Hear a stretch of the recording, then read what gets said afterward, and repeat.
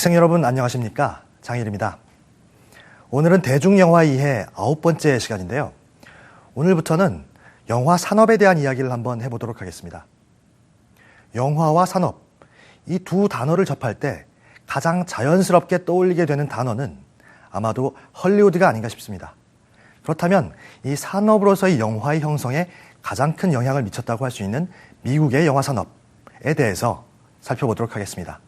그렇다면 먼저 준비된 화면을 보시고 이야기를 계속 진행해 나가도록 하겠습니다.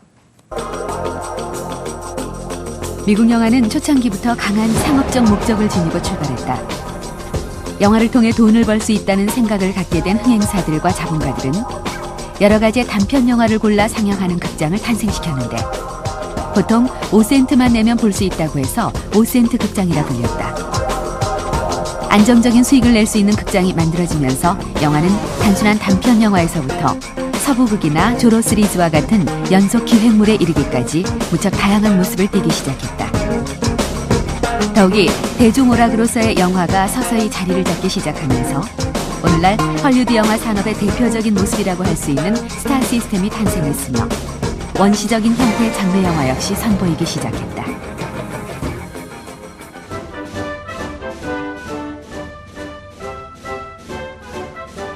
단편물들의 계속적인 성공은 영화 장편화의 밑거름이 됐다. 이런 장편화 흐름의 결정적인 역할을 담당한 감독이 데이비드 워 그리피스였다. 그는 1915년 국가의 탄생을 만들어 미국 영화뿐 아니라 세계 영화의 수준을 한 단계 끌어올렸다.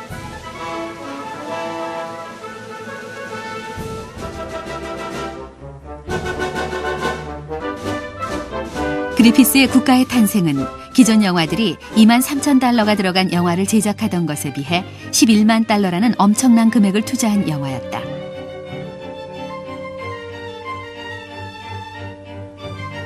이런 과감한 투자는 막대한 흥행 성공으로 이어져 현재 추정하고 있는 흥행 수익이 총 5천만 달러에 달하는 것으로 추정되고 있다. 과감한 투자의 성공이 영화가 단순한 오락거리가 아니라 하나의 산업으로 성장할 수 있는 한 예를 보여준 것이었다.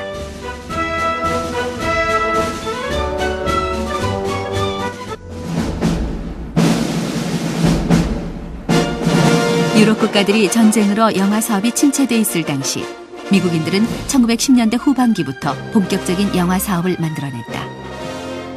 본격적인 영화 산업을 시작한 인물은 스튜디오의 대표이며 제작 감독으로 프로그램을 계획, 감독했던 토마스 인스였다. 토마스 인스는 수백 편의 영화 제작을 동시에 관리하며 서부극 장르를 개발했다. 인스와 더불어 시작된 제작 방식은 1920년대 헐리우드의 표준적인 제작 방식이 됐다. 인스빌이라 불리는 영화사를 통해 그는 스스로 감독, 제작자, 매니저가 되어 여러 스튜디오에서 동시에 제작되는 영화들을 통솔했다. 원시적 형태의 헐리우드 시스템이 등장하게 된 것이다.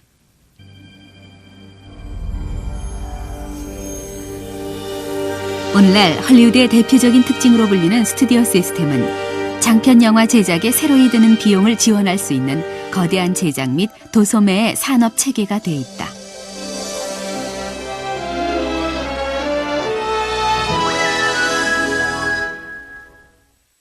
예, 그 할리우드 스튜디오 시스템은 대략 그 시기적으로 보면 이제 그 30년대 그리고 이제 그 40년대 1948년 파라마운트 케이스라고 해서 이제 미국 대법원에서 법적으로 판결하기 이전까지 이때가 이제 그 소위 그 할리우드 스튜디오 시대의 황금기라고 그래서 스튜디오 시스템이 그 전성기를 구가했던 시기라고 볼 수 있는데요. 스튜디오 시스템은 이제 그 첫째 포커스가 대량 생산을 위한 시스템, 즉 체계화였다고 얘기할 수 있습니다. 그래서 이제 이렇게 영화를 대량 제작을 하기 위해서 하나의 어떤 시스템화, 예를 들어서 공장에서 뭐 우리가 빵을 만들듯이 아니면은 뭐 자동차 공장에서 그 부품 조립 공정을 하듯이 예를 들면 뭐 어느 영화 장르는 전문 시나리오 작가가 따로 있고 어느 장르는 어느 감독이 뭐 주로 연출을 한다든가 이런 식으로 그 하나의 그 시스템화를 그 할 수밖에 없었고 그것을 이제 구축한 것이 바로 오늘날 우리가 이제 그 헐리우드 스튜디오 시스템이다 이렇게 그 부르는 것이죠. 영화 산업의 중요한 영역인 제작, 배급, 상영의 세 가지 영역을 하나의 영화사가 통제한다는 점은 주목할 사항이다. 이것을 가능케 한 스튜디오 시스템은 한 영화사가 촬영장을 여러 개 동시 운영하면서 영화의 대량 생산을 가능하게 했다는 의미에서 1차적으로 붙여진 명칭이었다. 이런 방식은 수직 통합이라 불렸으며 특히 대형 영화사들은 극장 체인망을 갖추어 완벽한 통합 시스템을 유지했다. 스튜디오 시스템 속에서 월트 디즈니와 같은 창조적 프로듀서들의 출연도 가능하게 됐고 능력 있는 연출자의 경우에는 제작까지 겸하는 경우도 꽤 생겨났다.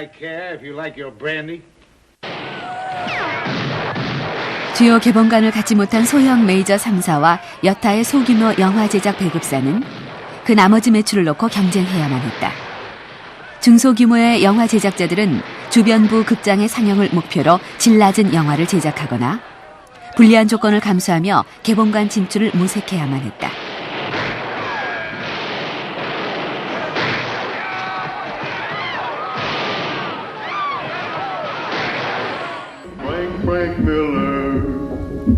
(1952년은) 헐리우드 영화 산업에 커다란 변화를 가져온 해였다.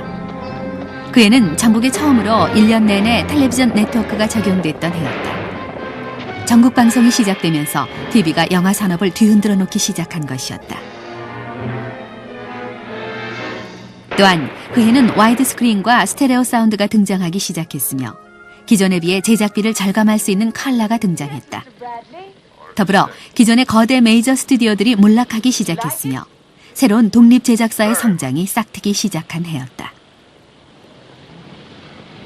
So that was your mysterious appointment.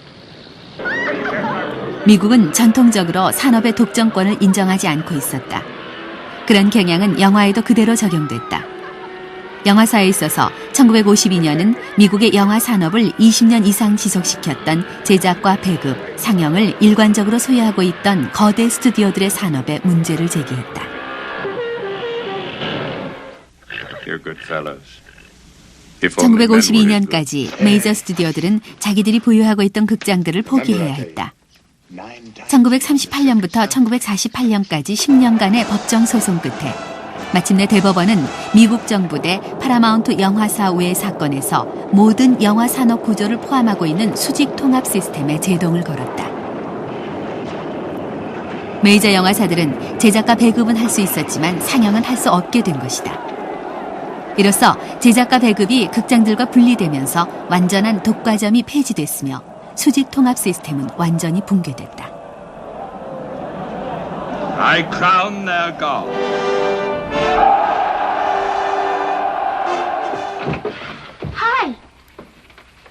1914년 헐리우드 영화사들은 한 편의 영화가 성공하면 그 배우에게 동일한 이미지의 역할을 계속 원했다. 관객이 영화의 내용과 함께 배우를 보기 시작한 것이다. 스타 시스템이란 영화 자체의 줄거리보다 인기 있는 스타의 이미지를 이용하여 영화의 흥행을 좌우하는 헐리우드 영화 산업의 또 다른 특징이다.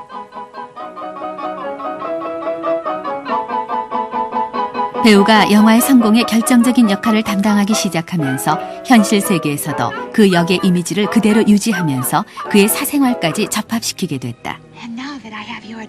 이러한 방식은 그대로 하나의 시스템으로 굳어져 헐리우드 영화의 대표적인 방식으로 자리 잡았다.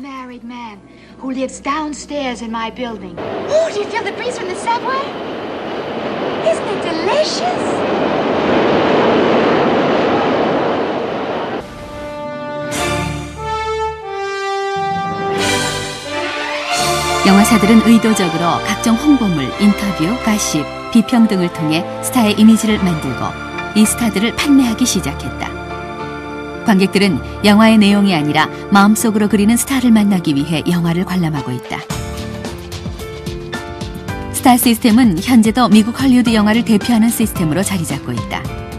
일례로 여름과 겨울에 제작되고 있는 블록버스터 영화들은 모두 현재 세계적으로 지명도가 높은 인기 배우들을 중심으로 제작되고 있으며 천문학적인 비용을 배우들에게 지불하고 있다. 스타가 단순한 자국 시장 외에 국제적인 흥행을 위한 천병으로 자리 잡고 있기 때문이다.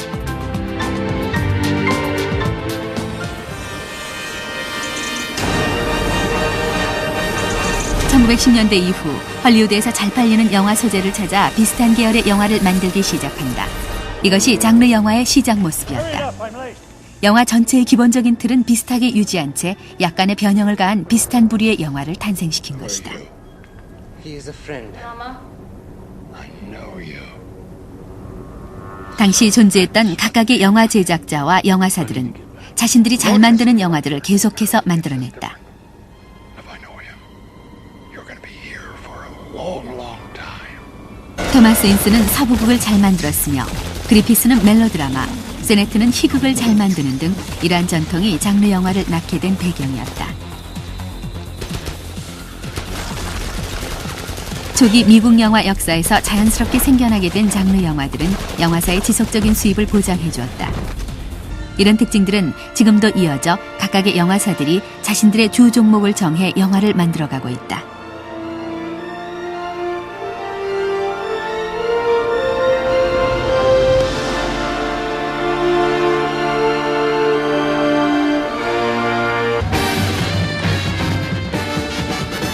흥행의 성공 여부를 미리 알 수 없는 영화의 특성상 제작자들은 안전한 투자를 위하여 잘 팔리는 이야깃거리, 안정적인 소재를 추구하게 됐다. 그 결과 이전에 성공한 형태의 영화로부터 줄거리, 배역, 스타일 등은 그대로 두고 그 테두리 안에서 약간의 변형을 가한 영화를 만들게 된 것이다.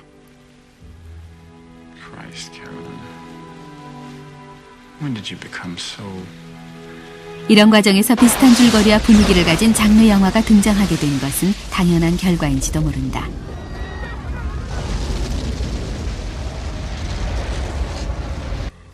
What is it you want us to do? 장르라는 특징은 헐리우드의 스튜디오 시기를 통해 가장 강력한 중추였고 상업 영화의 세계에서는 스튜디오 시대 이후에도 어떤 식으로든 중요성을 지니고 있다.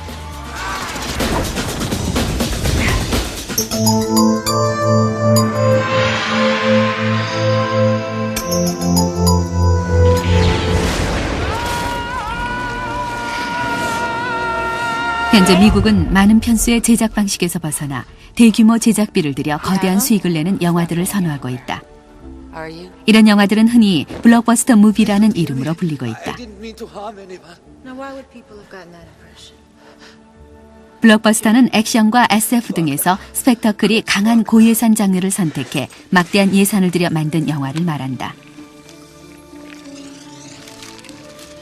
이런 영화들은 모든 종류의 마케팅과 홍보를 통해 관객들의 기대 심리를 한껏 부풀린 다음 보통 전국 2,000개 이상의 극장에서 동시에 개봉되는 특징을 가지고 있다.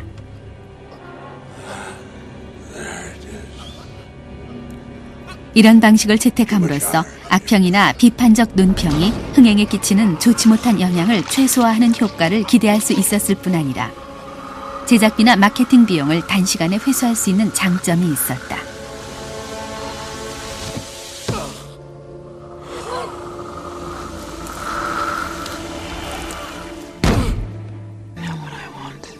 메이저 영화사들이 제작 편수를 늘리지 않은 다른 이유는 비디오와 TV 판권료에서 많은 수익을 올릴 수 있는 초고예산 블록버스터 영화를 주로 제작하고 있기 때문이다.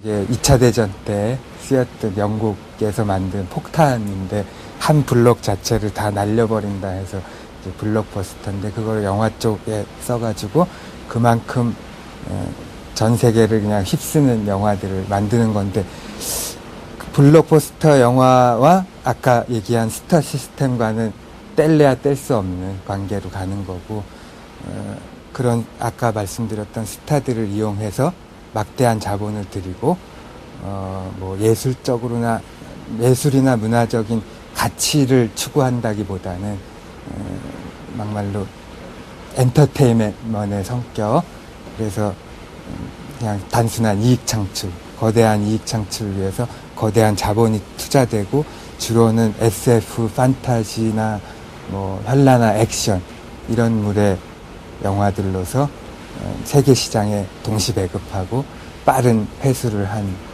그런 영화들 블록버스터라고 하는 거로 알고 있습니다. 블록버스터가 가능한 이유는 1차적인 극장 수익 외에 또 다른 다양한 극장 수익 구조를 들 수 있다. 헐리우드 산업의 특징은 세계 최대 국내 시장 규모와 TV, 비디오, 케이블 등 다양한 매체를 통해 배급을 다양화함으로써 수익 극대화를 추구한다는 점이다.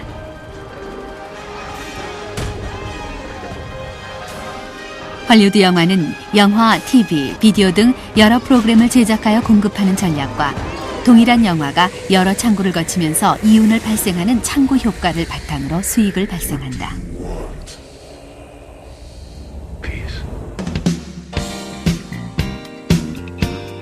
배급화의 다각화는 TV의 결합으로 시작됐다. 80년대 이후 뉴미디어 기술의 발달에 의한 케이블 TV와 홈 비디오의 확충은 창구 효과를 극대화하는 데 결정적 역할을 했다. 즉 이것은 영화가 극장에서 실패하더라도 TV, 비디오 등 외부 창구에서 만회할 수 있는 여유를 갖게 된 것이다. 영화라는 한 상품은 다양한 방법을 통해 새로운 관객과 만나 새로운 가치를 창출할 수 있게 됨으로써 수익을 낼 수 있었던 것이다.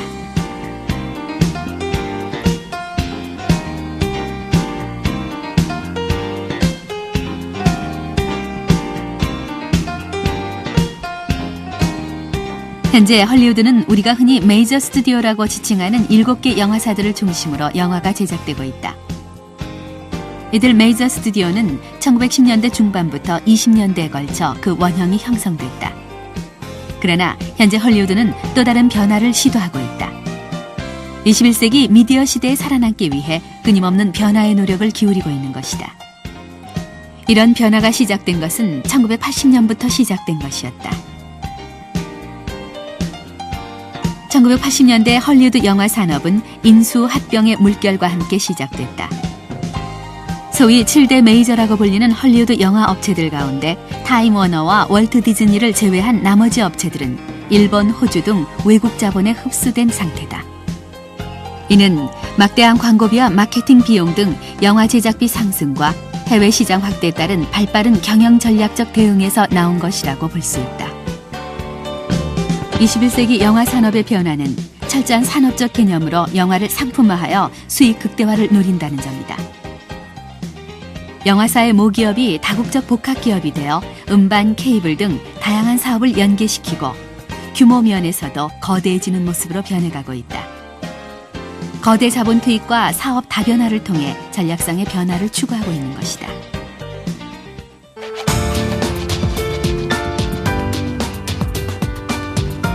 (100년의) 영화 역사 속에 우뚝 서 있는 헐리우드는 이제 독보적인 상업성을 바탕으로 점점 자신의 영역을 넓혀가고 있다. 과거 단순한 영화 상영에서 시작된 세계 시장 지배가 이제 모든 미디어와 문화 체계로까지 넓어지는 양상을 보이고 있는 것이다. 현재 스크린 쿼터의 축소와 폐지 문제로 우리나라의 영화 시장 역시 안심할 수 없는 상황에서 강력한 미디어 그룹으로 재탄생을 노리는 헐리우드는 다시 한번 주목됩니다.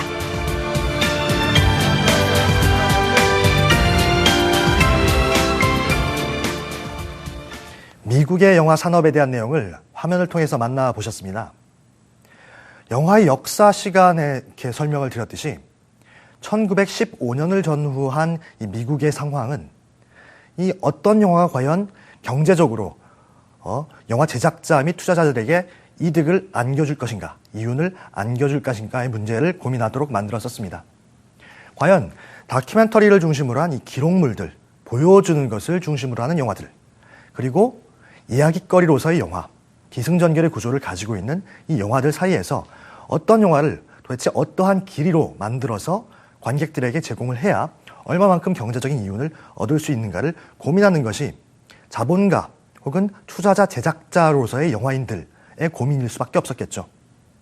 거기서 승리를 거둔 것이 사실은 이 이야기 구조가 잘 갖추어진 영화, 오늘날 우리가 접할 수 있는 형태로서의 대중영화 혹은 상업영화라고 할 수 있겠습니다. 그 기반을 다졌던 것이 D.W. 그리피스라는 감독이었고, 그 이후에 서서히 이런 장르적 관습 혹은 스튜디오 시스템 등의 오늘날 우리가 알고 있는 미국 영화 산업의 특징들이 서서히 형성되기 시작한 것입니다. 또한 역사적으로 1950년대를 전후해서 미국 영화가 흥할 수 있었던 기반은 그 이전에 같이 영화계, 영화 산업계를 놓고서 경쟁했었던 유럽의 국가들이 2차 세계대전이라는 여파 속에서 경제적으로 그리고 문화적으로 어려움을 겪고 있을 그런 시점과 맞물린 것이겠죠. 상대적으로 전쟁의 피해를 받지 않았던 이 미국의 영화 산업은 그만큼 다른 나라들에 비해서 경쟁에 있어서 그 우위를 점할 수밖에 없었던 것이고요. 그 이전부터 꾸준히 형성되어 왔던 그러한 영화적 성격들, 스타 시스템, 장르, 그리고 스튜디오 시스템 등이 더욱 탄탄하게 만들어지기 시작한 것입니다. 여기서 우리가 주목해야 할 것은 1952년에 파라마운트 대 미국 정부의 사건인데요. 이 사건을 통해서 제작, 배급, 상영 이 세 개를 모두 관장을 하고 있었던 이 스튜디오가 이제는 더 이상 상영 부분을 관장하지 못하게 됩니다. 그만큼 한 산업에 있어서 독점 혹은 독과점을 인정하지 않는 미국의 성격을 그대로 드러내준 사건이라고 할 수 있겠는데요. 그렇다면 이 사건을 보면서 우리나라 영화 산업이라는 것이 어떠한 식으로 발전해야 될 것인가를 고려하는 것도, 고민해보는 것도 아주 중요한 일이 아닌가 싶습니다. 우리나라 영화 산업에서 과연 이 제작자, 투자자, 배급사 그리고 상영 간의 관계가 어떻게 정립되어야 하는가의 문제를 고민하는 것은 지금 현재 논란이 되고 있는 이 스크린 쿼터 문제와 더불어서 이 한국 영화 산업의 지속적인 발전을 위해서 엄청나게 중요한 그러한 문제 제기일 것 같습니다. 이러한 점과 더불어서 이 현대 영화 산업 전반을 이야기할 때 빼놓을 수 없는 부분이 이제 영화 산업도 규모의 경제를 바탕으로 경제적 이윤 추구를 극대화하려는 시도를 하고 있다라는 점일 것입니다. 단지 미국이나 우리나라에만 국한되는 문제가 아니라 여러 다른 나라의 영화 산업에도 밀접하게 관련된 아주 중요한 문제일 텐데요. 더 이상 영화 산업이라는 것이 독자적으로만, 독립적으로만 존재하는 산업이 아니라 여타의 다른 산업과 더불어서 다른 산업과의 관계 속에서 얼마만큼 더 커다란 이윤을 얻어내는가에 초점을 맞추기 시작했다라는 점으로도 설명될 수 있겠죠. 따라서 화면을 통해서 보신 것처럼 창구 효과라는 것이 영화의 이윤 추구 과정의 대표적인 그러한 설명 용어로서 사용되고 있는 것이고요. 그러한 창구 효과를 거쳐서 여러 단계를 통해서 이윤을 극대화할 수 있는 상황이 우리나라, 미국 그리고 여타의 다른 나라에서도 아주 빈번하게 발견되고 있다는 점입니다. 네, 지금까지 미국의 영화 산업에 대해서 간략하게 설명을 드렸습니다. 다음으로는 영화계 현장을 탐방하는 영화 산책 시간인데요. 오늘은 김기덕 감독의 시간을 준비했습니다. 같이 보시겠습니다.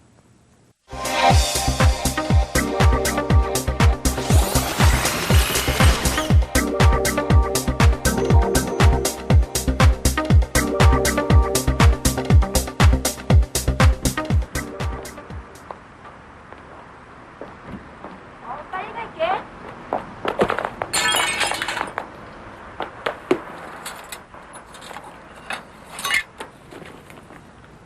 죄송합니다. 제가 다시 끼워드릴게요. 시간은 개봉하지 않을 것이다. 기다려주세요. 그렇게 마음을 먹었습니다. 그것이 어떠한 좋은 조건이 다시 주어진다 해도 이미 늦은 것입니다. 그래서 이미 늦었다고 저는 말을 하고 싶은 것이죠. 제가 이 한국 사회에서, 한국 영화계에서 한국 관객들에게 어떤 가치가 있든 없든 이미 늦었다. 다시 돌아가지 않는다. 그것이 제 철학입니다. 앞으로도. 그런데 왜 시간을 개봉했느냐? 아까 말한 것처럼 시간을 판매한 30개 나라 중에 한 나라일 뿐입니다. 그리고 지금 이 자리는 저는 미국에서 봄, 여름이 개봉할 때 가서 프로모션 기자회견을 했었기 때문에 그런 자리와 똑같은 자리라고 생각합니다.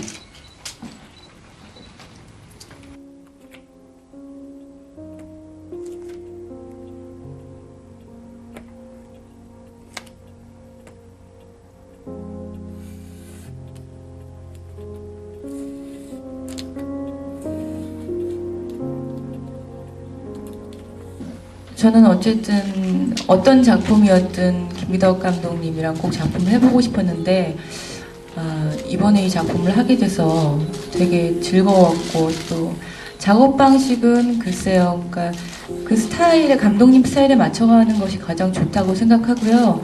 그리고 일단 어떤 걸 다 떠나서 배우의 감정을 되게 중요시 해주시고 또 그 작품 하는 내내 빨리 찍어야 되는 어떤 좀 열악한 상황이긴 하지만 그 안에서 충분히 배우의 감정을 이끌어낼 수 있도록 주변 상황을 충분히 통제를 해주셨고 또 그런 데서 오히려 더 집중할 수 있었던 것 같고요. 다시 한번 생각할 기회를 드릴게요.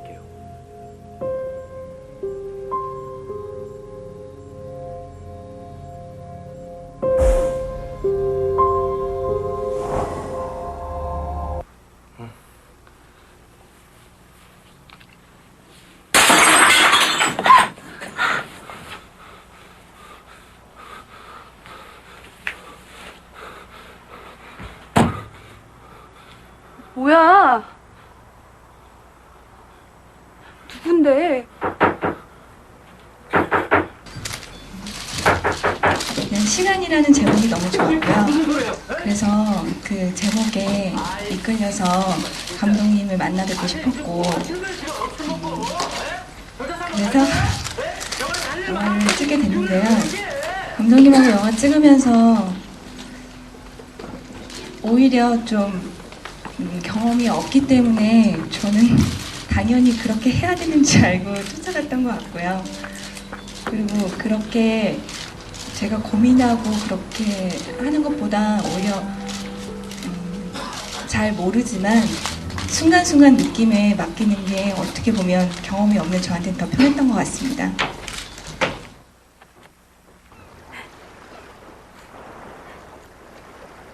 왜 자꾸 웃어?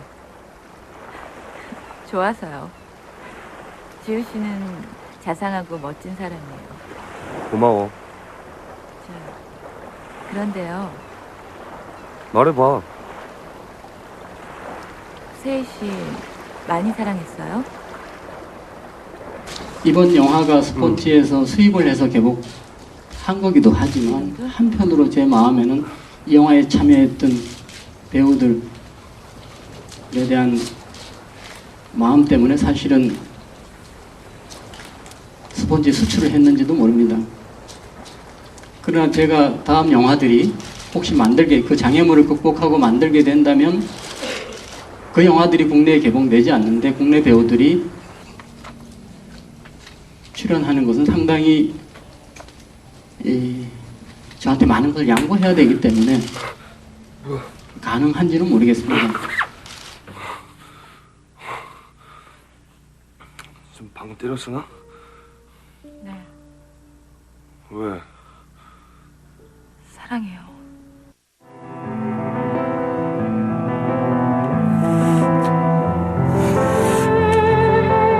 섬에서 그 여자가 너였어? 너무 불안했어.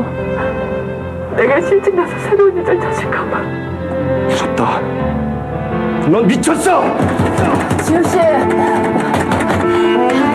지우 씨가 세희 씨 많이 사랑해요. 예상하지 못한 모습으로 다시 나타날 겁니다. 저 무섭지 않아요.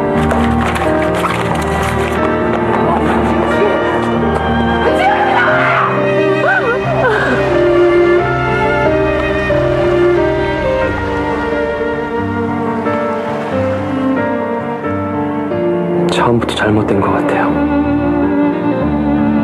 아무도 몰라보게 해드릴까요? 오늘은 영화 산업에 대한 이야기를 함께 나누어 보았습니다. 오늘날 영화라는 산업은 국가적으로 한 엄청난 경제적인 이득을 가져다 줄 수 있는 그러한 엄청나게 커다란 산업으로 발전해 온 것 같습니다. 영화가 이렇게 산업으로서 자리 잡기까지 과정을 미국의 영화 산업이라는 특정한 예를 통해서 살펴보았습니다. 다음 시간에는 보다 우리나라의 상황에 초점을 맞춘 이야기들을 같이 나누어 보도록 하겠습니다. 오늘 하루 수고하셨고요. 다음 시간에 뵙겠습니다. 고맙습니다.